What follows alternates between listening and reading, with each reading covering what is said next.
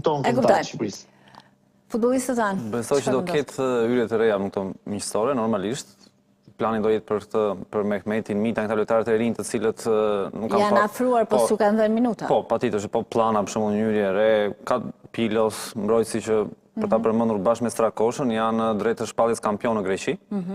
Diku janë 4-5 javë nga fundi dhe kështu që do jetë, besoj që do ketë hyrje të reja dhe gjithashtu do rishihet dhe vendi për disa lojtarë të cilët, po them, në arkun e një viti nuk kanë qenë aq stabil në karrierën e tyre.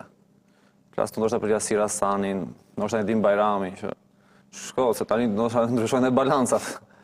Sepse po nisin cikël i ri, normalisht gjithmonë tani ne flasim këtu, po nëse do jetë Silvinho apo jo, nëse do jetë trajner tjetër, pastaj ndryshohet komplet struktura e ekipit kombëtar. Mund të çuditësh që ndoshta mos jetë po them kod Gjimshiti titullar apo ti dikush tjetër, se me pëlqim është dhe kjo punë, pavarësisht se ai është lideri jon. Çdo trajner ka strategjinë e vet dhe kërkon më të mirë. Ajeti është duke, domethënë, edhe pse ka dhënë një kontribut shumë të madh me gjithë respektin për të, është drejt, po them, mbylljes, drejt mund të ndoshta edhe një edicion maksimumi, po prapë me ato dëmtimet e veta që nuk e kanë lënë shumë të qetë. Mund të jep shumë Kumblla, Ismaili që mund t'ju jepet më shumë hapësirë, që ndoshta në vitet e fundit nuk i kemi parë titullar, sepse Silvinho është fiksuar me dyshën Ajeti Gjimshiti. Pastaj ndoshta për sulmin kam çik kështu rezerva që përveç Uzunit i cili po luan aty rregullisht, është me një ekip të qëndrueshëm edhe pse larg në SBA.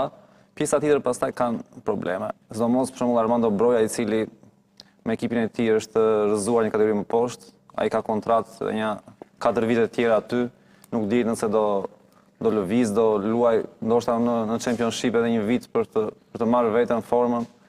Pastaj këto lajmet Barcelona janë kështu pak, nuk e di, dua ta sqaroj këtë se nuk ndoshta s'më është dhënë mundësia. Unë ndjek shumë rrjetin social X që ishte Twitteri, domethënë, dhe aty ka shumë faqe të njohura të cilat bëjnë nga këto lajme qesharake. Dhe ndërkohë një portal i njohur, Fichajes spanjoll, ka rënë prej një prej këtyre lajmeve. Dhe nëse e bën Fichajes, e bëjnë edhe në Angli. Nëse e bëjnë në Angli, e bëjmë edhe këtu në Shqipëri dhe mori rritin gjitha i lajmi i Brojës. Unë shkruaj ta veç Armandos dhe ishte qesharake. Po mja, është gjeke që ti mund t'i ofrohesh kujdo, e kupton, po problemi është që çfarë interesi ka klubi, se pse i ofrohesh. Nuk ka asgjë të vërtetë aty. Është komplet fake.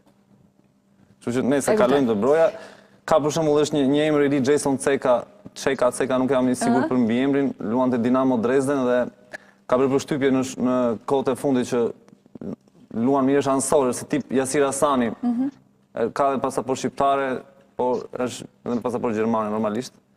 Kështu që do ketë besoj lëvizje Esmeralda, them që përveç portës dhe ndoshta mbrojtjes që mund të jenë partet me më pak lëvizje, pjesa tjetër them që do ketë hyrje të reja për këto dy miqësoret me Izraelin dhe me Luksemburg. Presim të shohim.